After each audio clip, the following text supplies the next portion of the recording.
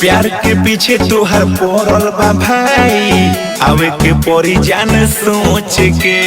बुझाता नु का कहता है।